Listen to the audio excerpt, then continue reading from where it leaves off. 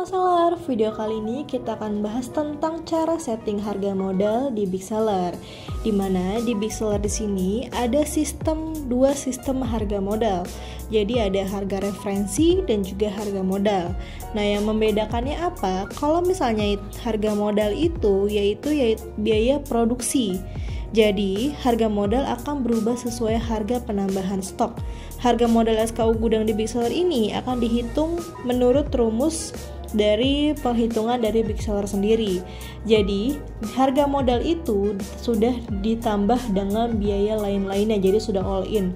Contoh kalau misalnya seller ada biaya iklan atau biaya pengiriman segala macam, nah itu nanti masuk ke harga modal.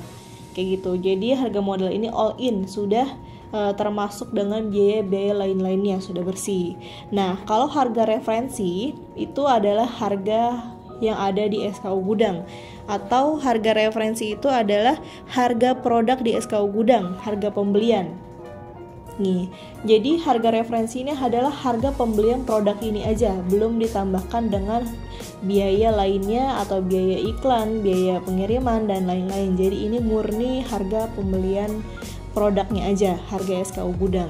Itu yang membedakan antara biaya harga modal yang ada di rincian stok di sini dengan harga referensi yang ada di SKU gudang. Itu perbedaannya.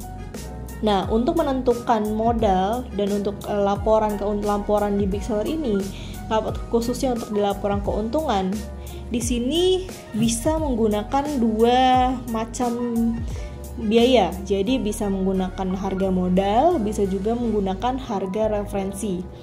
Nah, di sini modal produk.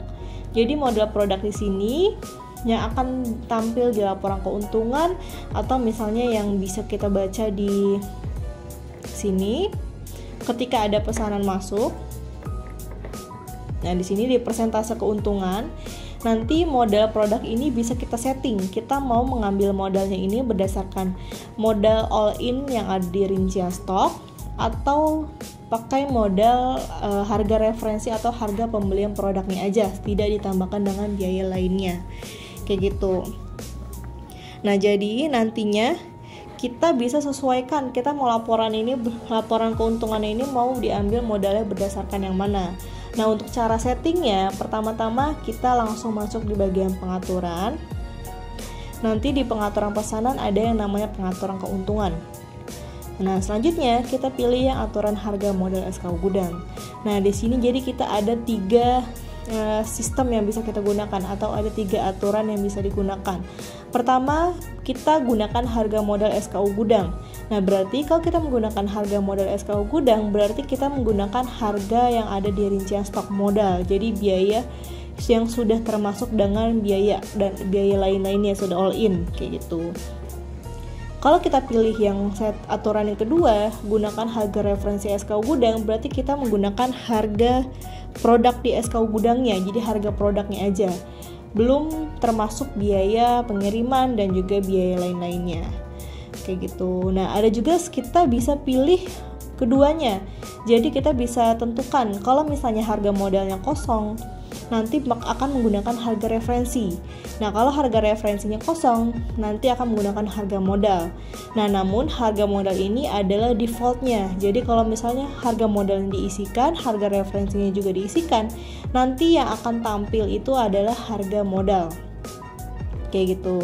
Jadi harga modal ini adalah default. Modal yang ada di rincian stok yang all in ini adalah settingan defaultnya. Kayak gitu.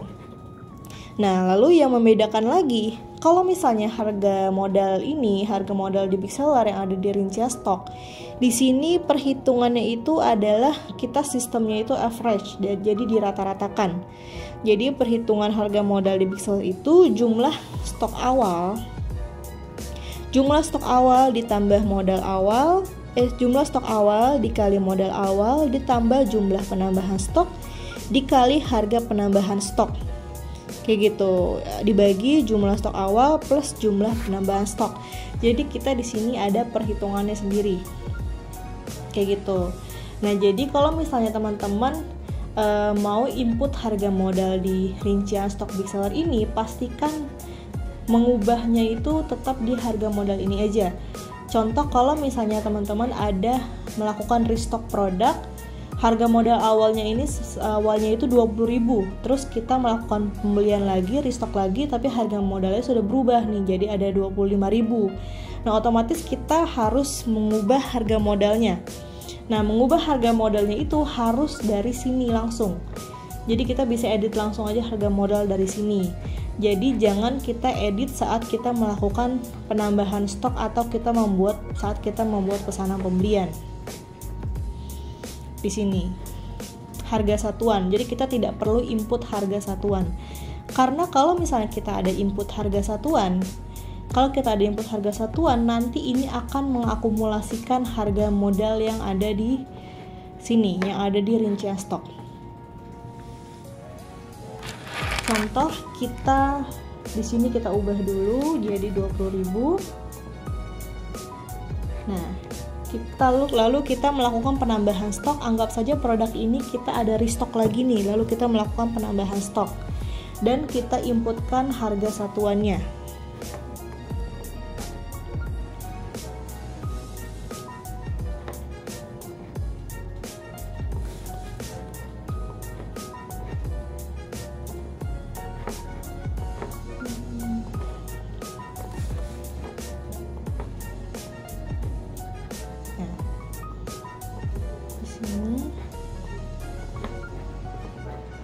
Kita pilih tadi yang sesuai dengan yang kita ubah harga modalnya.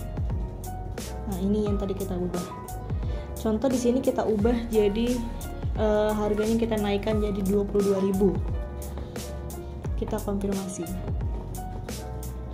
Nah, nanti kalau kita cek di bagian rincian stok Big Seller ini, nanti harga modal ini akan berubah nih. Jadi yang awalnya kita input 20.000 pas, lalu kita buat penambahan stok di harga satuan yang kita tambahkan jadi kita input jadi 22.000. Nanti di sini akan diakumulasi menjadi hasil akumulasinya jadi 20.666. Nah, perhitungannya ini seperti yang tadi saya informasikan. Jadi ada perhitungan sendiri dari sistem Big Seller. Sistem Big Seller ini akan mengakumulasi semua harga penambahan stok.